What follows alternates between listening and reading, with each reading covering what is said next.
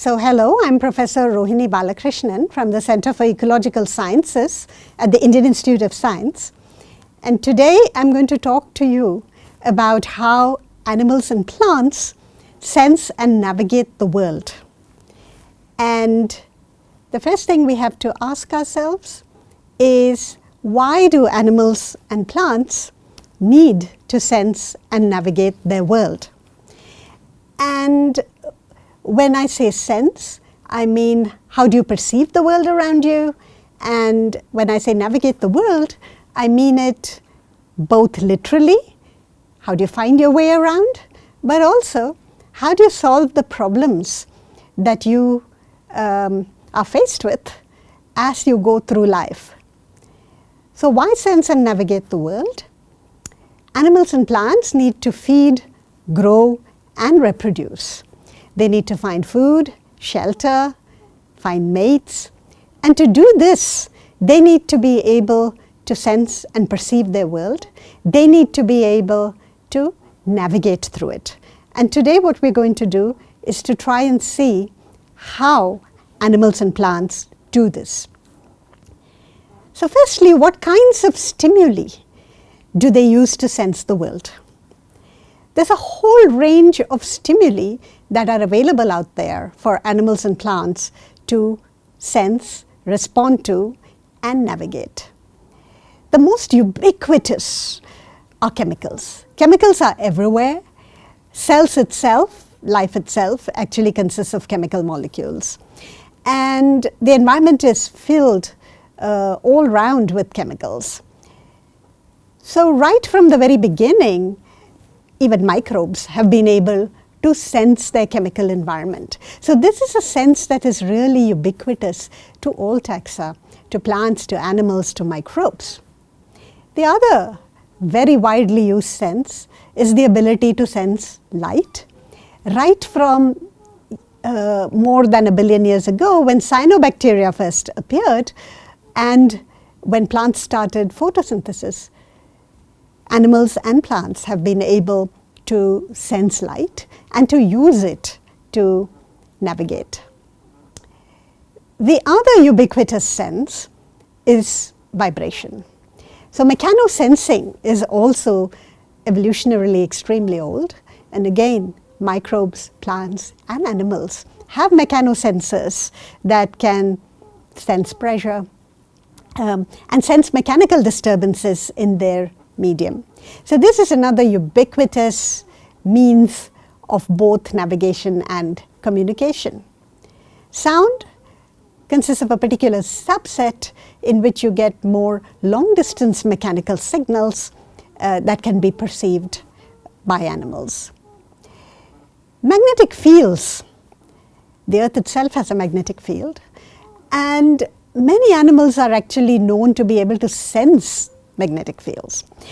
But what they actually use them for is less obvious, and this has mostly been studied in animals that do long-distance migrations, such as, for example, the Arctic terns over here that you can see that migrate very long distances, or turtles that wander the Earth's oceans and then still come back to the beach on which they were born. And there's evidence that they can use magnetic fields to do this. A few animals are also known to use electric fields.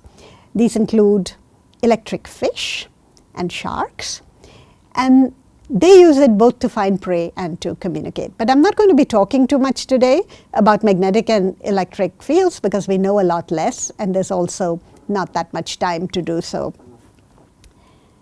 So let's move on and look at our first problem. How does a male moth find a female moth to mate with? So moths are solitary animals, and males and females have to find each other to mate. And this brings me to the work of a pioneering entomologist and ethologist, Jean-Henri Fabre. And Jean-Henri Fabre, who was a contemporary of Darwin, was an entomologist who observed insects very closely and came up with hypotheses that he tried to test. And he wrote this wonderful chapter, The Great Peacock Moth, in which he describes how one night dozens of male peacock moths invaded his house and entered a dark room in which was housed an adult female peacock moth. This set him wondering, how did these males actually sense this female from so far away? They could obviously find her without light. So he released these moths outside, the male moths, and the next night he placed the female under a glass bell jar. And males didn't appear. But of course, one could then say, maybe they just got lost out in the countryside. But on successive nights, when he put the female in a box that actually allowed air to enter, males could find her even if he moved the box around in the house. So it suggested that there was some signal emanating from her that needed a medium. Possibly, this could be a chemical. The fact that these peacock moths have large feathery antennae led Farb to propose that perhaps they're using these antennae to smell her out. He tried to test this actually by clipping the antennae of some males and releasing them, but very few of them came back, so the experiment was inconclusive. In the 100 years after Farb, however, scientists know a whole lot more about this. We know now that adult female moths release species-specific chemicals called pheromones into the air in tiny quantities. And we know this because you can collect the air around a female moth and subject it to chemical analysis. And scientists have found that this consists of specific cocktails of chemicals. And in behavioral experiments in wind tunnels in the lab, as you can see over here, if you take a pheromone extract and place it at one end of the wind tunnel, you have wind blowing from it, and you release a male moth at the other end, you can see that the moth is able to navigate its way to the pheromone. So they can use these chemical cues and find the source of the pheromone. They can do so in complete darkness, but they need wind. Okay? So once they sense the smell, they then fly upwind to locate the source. And because they approach pheromone extracts, we can say that it's just the chemical cues are sufficient. However, they have to be coupled with a wind so that they know in which direction to go. Again, those feathery antennae that Farb observed, we now know have thousands of olfactory receptors which are highly specific to binding only these species-specific pheromone components. Female antennae, on the other hand, are smaller and less feathery, lending further support to the hypothesis that indeed males are using these large feathery antennae to detect these pheromones that females are releasing, flying upwind to try and find the females. So indeed, a really large number of animals use chemicals and pheromones to communicate. Mammals in particular use scents a lot, and they use it to convey territory ownership, individual status, using chemical signals.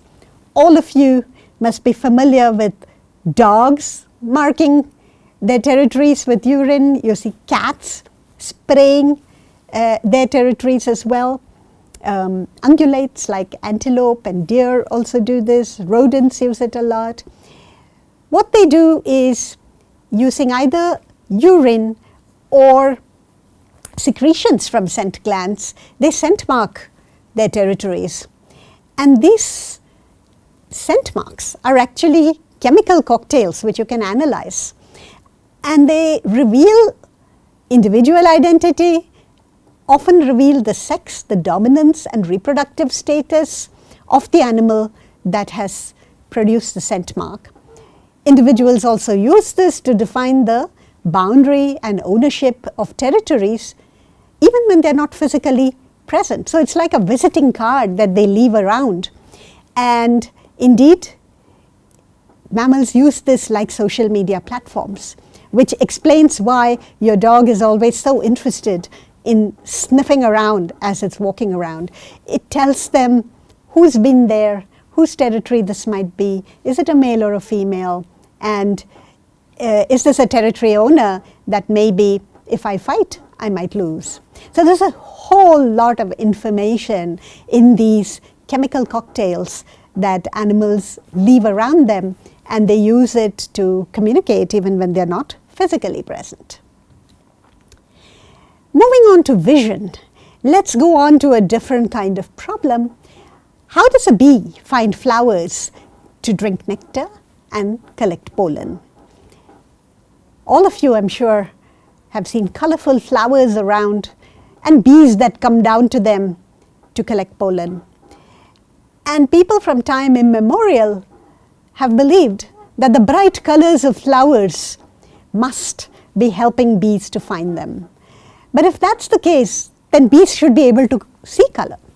And the person who actually first tested this and showed it in a definitive way is Carl von Frisch, the Nobel laureate, who in a series of experiments in the year 1914 demonstrated that bees can indeed see color.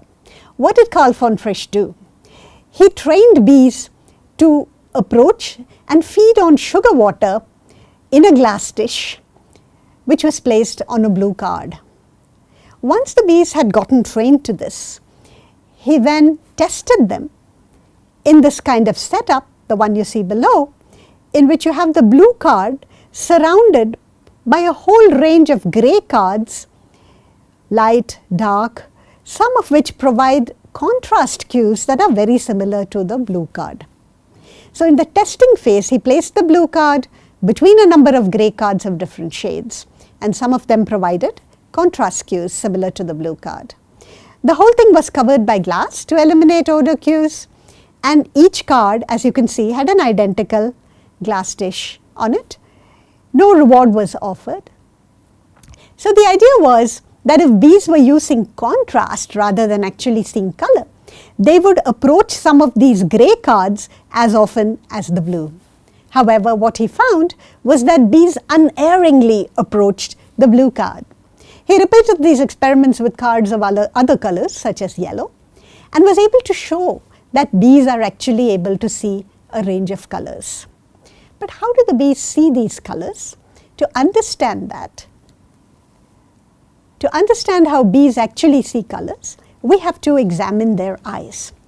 And like most insects, bees have these large compound eyes, which actually consist of hundreds and hundreds of facets or ommatidia.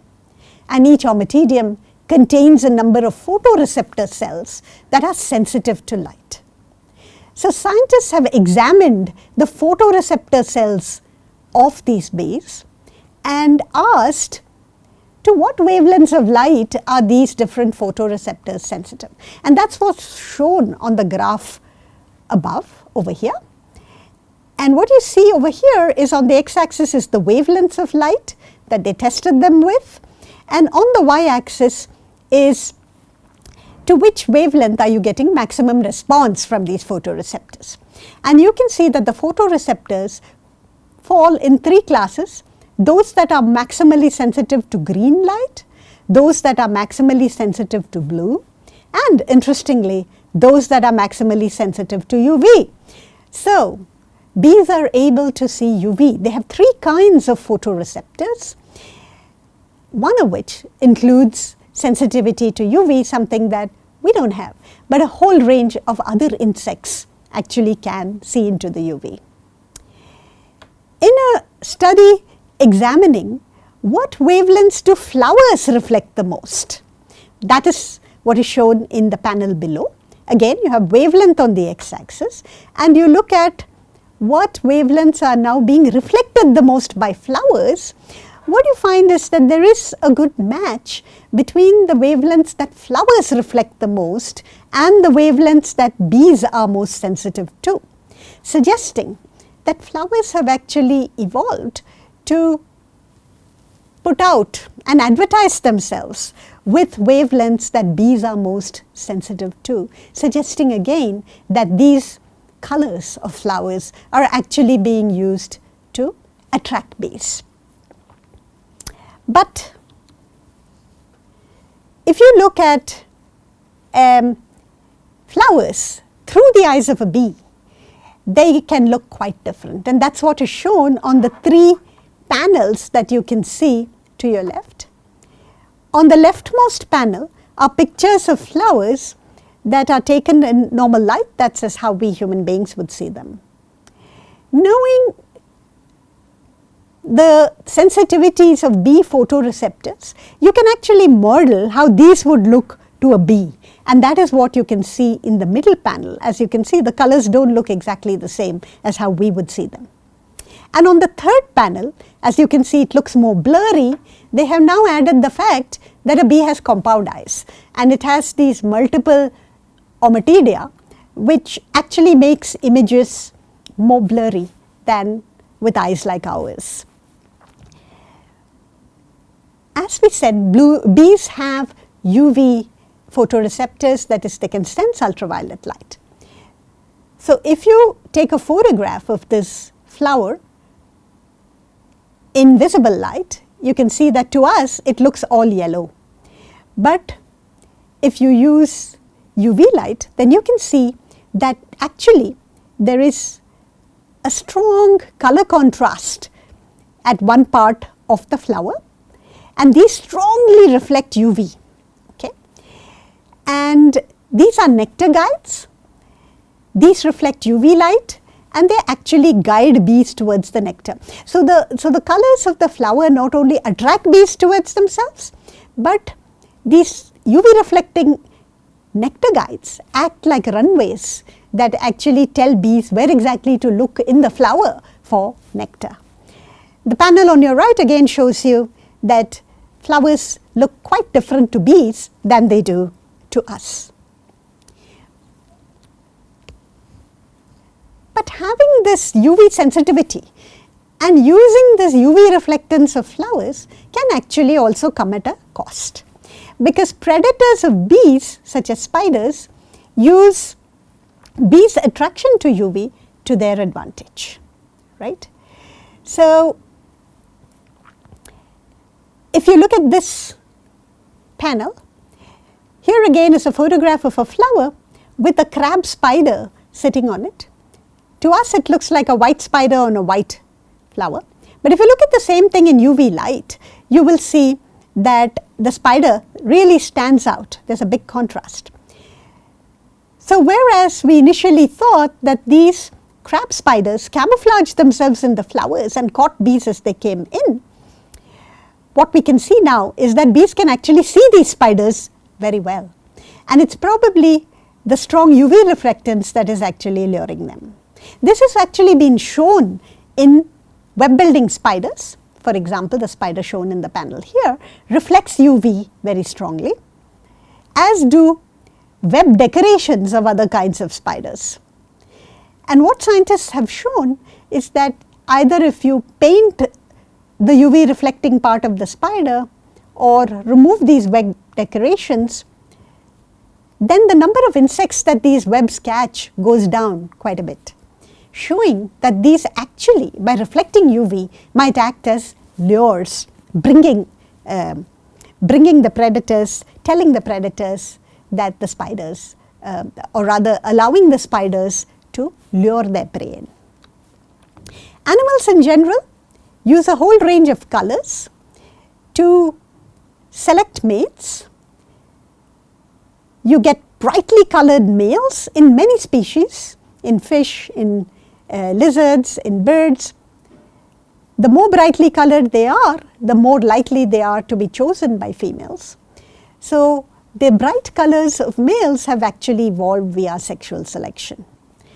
On the other hand, animals also use bright colors to advertise their toxicity.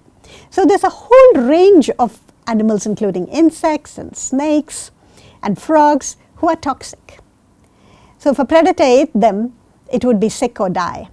But it only is a useful defense mechanism if you can advertise it. So chemically defended taxa advertise their toxicity to predators using bright colors. Let's move on from the bright colors of day to the dark of night. So how do animals that are active at night, that hunt at night, actually find their prey? You know that owls, such as the barn owl shown here, are nocturnal animals, and 90% of their prey consists of rodents. But how do they find them in the night? So Mark Konishi did this classic experiment in the early 1970s, where he released an owl in a pitch dark basement flight room with a mouse in it. And as the mouse moved and made rustling sounds, the owl flew down and was able to capture the prey.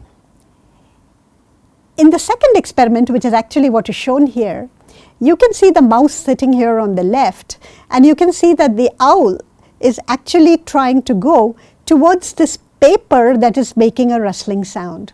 It is a beautiful experiment which shows that the owl actually is listening for these rustling sounds and using those to locate the mouse. This experiment ruled out the use, for example, of scent. But how on earth does any animal actually localize sound? And why is that? Why is that something that is so challenging? It's really challenging to localize where sounds come from, because the sound cue that ears pick up is pressure, and pressure has no directional information. So really, the only way to locate where a sound is coming from is to use two ears. So if you have two ears, then if sound is off to your left, then sounds reach your left ear slightly before they travel around your head to reach the right ear. So there is an interaural time delay. If sounds are totally in front of you, then the interaural time delay is 0, because they will reach both your ears at the same time. So sounds in the front or back have 0 interaural time delay. Sounds off to the left have maximal interaural time delay. So if you were able to measure these different interaural time delays, it would allow you to locate where a sound is in horizontal space. You could also use an interaural intensity difference. That is, a sound, for example, coming from the right will be slightly louder on your right ear than it will on your left ear. And again, if the sound's directly in front, there will be no intensity difference. If you can compute these, then you could use these to locate where objects that are producing sound are in space. Do owls actually use the interaural time delay and interaural intensity difference to locate sounds?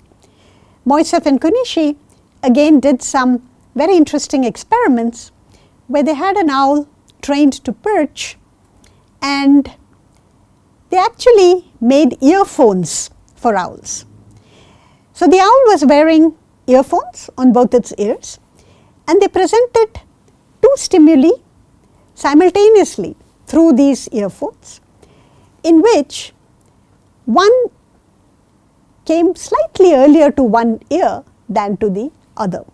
The idea was to mimic a situation of an interaural time delay of a sound in the real world that would reach one ear a little earlier than others. What you can see in the graph over here is a series of interaural time delays between the two ears that were presented to the owl through the earphones, and where the owl looked. And you can see that there's a very nice linear relationship between the interaural time delay and where the owl thought the sound was coming from. And it accurately localized the sound, saying that it could actually use this information. Similarly, if you give interaural intensity differences to the stimuli between the two ears, that helps an owl to locate the elevation of the sound. So the ITD allows it to locate it in horizontal space, and the IID, the interaural intensity difference, to locate it in elevation. These are actually computed by the auditory system, but this is much beyond the scope of this lecture. But if you look up the neurobiology of this, you will be able to read how ITDs and IIDs are actually computed. Let's move from owls to bats. And bats are very interesting. They're also nocturnal, and they navigate their way using sound. They do this by using sonar. They emit ultrasonic sound pulses through their nose or mouth. You can see a spectrogram showing these sound pulses. On the x-axis is time, and on the y-axis is the frequency or pitch of the sounds being emitted. And these are recordings of a bat emitting a series of ultrasonic pulses. And these are known to help it navigate and find prey. And how do we know that? Bats that are deafened and those that are prevented from emitting calls or placed in anechoic environments find it difficult to avoid obstacles or locate prey easily. And what we now know is that echoes of these pulses reflecting off objects around them are used to avoid obstacles as well as to detect and recognize prey. Some bats even use echolocation to locate flowers. You can see this hanging liana flowers in a Costa Rican forest, and these nectar feeding bats approach flowers that have an upright vexillum. Vexillum is one of the petals, you can see it here.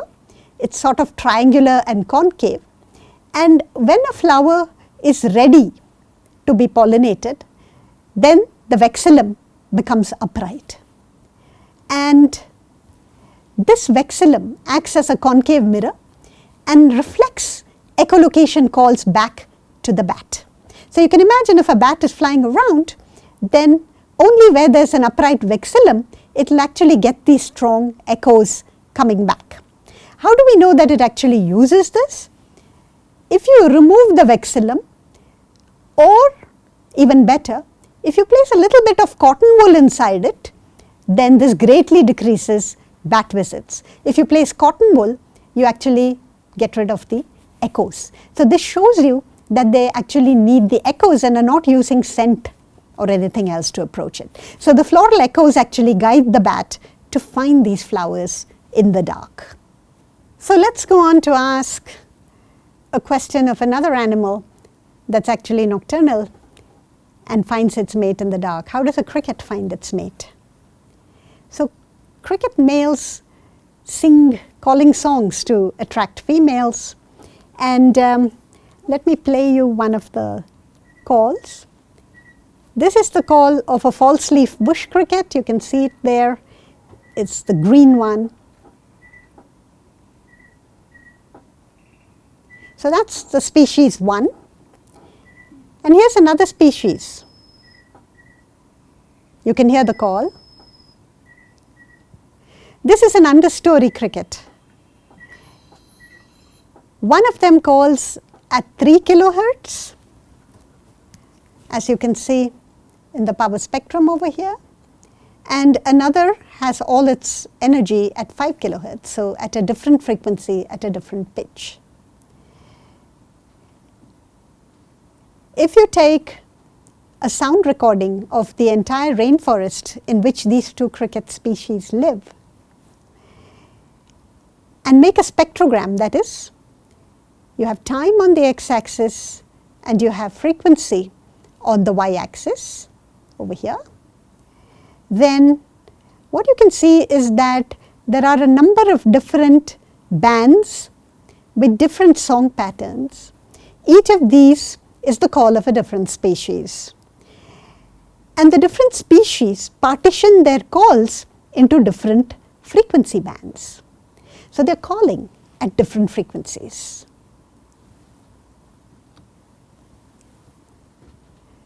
The fact that males actually call at different frequencies, as you can see here, 3 kilohertz and 5 kilohertz, is helpful for females. Here you can see the ear of a cricket. The ears of crickets are on their forelegs. And here are the eardrums in the close-up. And if you ask, what frequencies are these ears most sensitive to? And you can do this by broadcasting sounds of different frequencies to the ear and looking at the response. What you can see is that the ears of females are actually maximally responding to the frequencies at which the males of their species sing, which means that crickets are tuning in to the frequencies of their own species songs. So cricket ears act as frequency filters, they filter out irrelevant noise, and they tune in to the songs of their own species. But insects can also use substrate vibration in order to find mates. Here you can see an experiment done in the lab where there is a T-shaped structure and a female false leaf bush cricket is standing at one end and sound is played back from one of the speakers. That's the female that you can see in the video, which I'm going to play to you. And soon you will hear the playback from the speaker. And watch the female. See how she shakes the leaf. Every time the male emits a chirp, the female shakes the leaf. We can measure that. We can measure that by focusing a laser beam using a laser vibrometer on the branch on which the female is standing and play back the male's call. And when you do that and make a recording, you can see clearly here's the acoustic call of the male, and in between the chirps of the male are the replies of the female that are actually vibrational replies. So we have here an acoustic vibratory duet. Females are replying to the male acoustic chirps with vibrational signals which alternate with the male chirps. But is this really a signal? To prove that it's a signal, you have to show that the males actually use these vibrational replies. You can do that in a different kind of experiment. And in this experiment again, you have a Y-shaped branch and the male is at the end of the Y. And you can play back the vibrational signal that is recorded from the female through an electromagnetic actuator. So you are actually setting this branch into vibration. You can set it up such that you vibrate the branch exactly after every chirp of a male, exactly as in a real duet. So this end of the branch is vibrating, the other arm is not vibrating, and you ask, how often does the male choose to approach the vibrating branch? And you can see that males invariably choose the vibrating branch. The other panels are controls, without vibration or disconnecting the vibration or in silence, and you can see it's a very specific response. So males are actually using this. So they choose the branches through which females reply to their acoustic signals, showing that they're actually communicating using vibration. Vibrational communication is actually extremely widespread in the animal kingdom. Spiders use vibration a lot in their courtship displays to identify which prey is approaching their web. The tiny tree hoppers, which are bugs, use vibrations along the stem for mother-offspring communication to send alarms through them. Mammals, particularly mammals that burrow, use vibrational communication by drumming against the walls of their burrow. They can use it to send signals even across burrows and for territorial defense. Elephants have been shown to use seismic communication.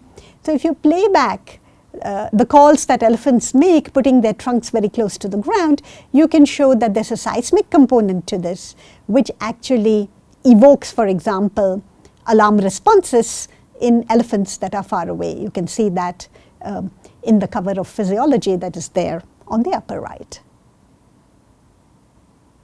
We've talked so much about animals, and we've talked of plants as signalers with their bright colors, okay, or putting out scents. But do plants communicate? Okay, so here we have a somewhat cluttered slide, but I'm going to take you through it. Here we have some tobacco plants, okay, in the center, and if you look below, there's a caterpillar, a herbivore, who has attacked the tobacco plants. When the caterpillar attacks the plant releases volatile organic compounds, or VOCs, and what you can see on the left is that compared to a control with no herbivore attack, those that have been attacked by herbivores are releasing these volatile organic compounds, which often include jasmonic acid or its derivatives. These chemicals actually attract predators of the herbivore, such as this bug, which is then attracted towards this tobacco plant that has been attacked. And these predators eat the eggs and larvae of the herbivore. This was shown in an experiment where if you put jasmonic acid on the stem of a plant, you attract these predators, and the survival of the herbivore eggs and larvae goes down dramatically. So the plant appears to be calling out to the predator of the herbivore. So it's like enemy of my enemy is my friend, and calling out using volatile signals. In addition, neighboring plants respond to these volatile organic compounds by strengthening their chemical defenses. So it seems that plants are able to communicate with other plants, plants are able to communicate with animals, but a number of questions remain. How are these volatile organic compounds actually sensed by the plant? Are these actually signals, or is it just that the plant puts them out and animals are exploiting them and other plants are exploiting them?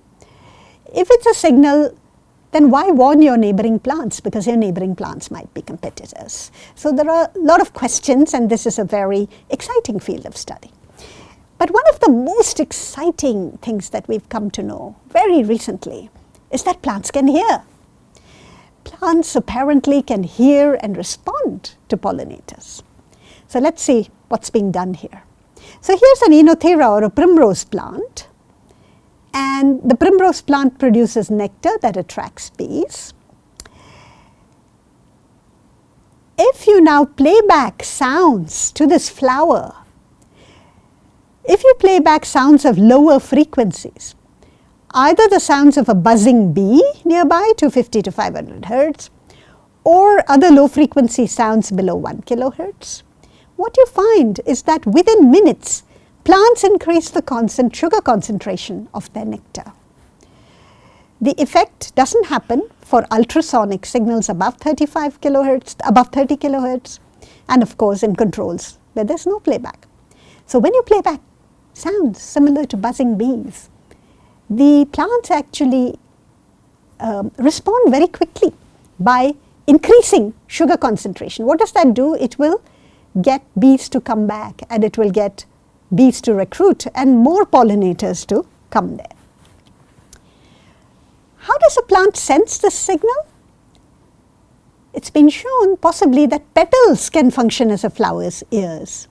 So in this experiment, again, they played back high frequencies, intermediate frequencies, and lower frequencies, 1 kilohertz and below, to a flower, a primrose flower. And you see on the y-axis the vibration of the flower petals, and you can see that again the low frequencies, which is what buzzing bees produce, cause strong vibrations in the petals, suggesting that petals can function as a flower's ear. As controls, if you put a glass jar over the flower and play the sounds of a buzzing bee, so that the acoustic signal doesn't reach, you don't get this response. So this takes us back to Jean-Ray Fabre as well, putting a jar on this flower and showing indeed that it's not scent or something else, it's actually sound that seems to be, allowing the flower to respond to the bee in a very adaptive way. So, finally, I hope I've shown you in this lecture how a number of different animals and plants use various different kinds of stimuli to sense the world and to solve their problems of finding food or mates. And I hope this has given you a little bit of a glimpse to this fascinating diversity of different strategies that plants and animals use to sense and navigate their world.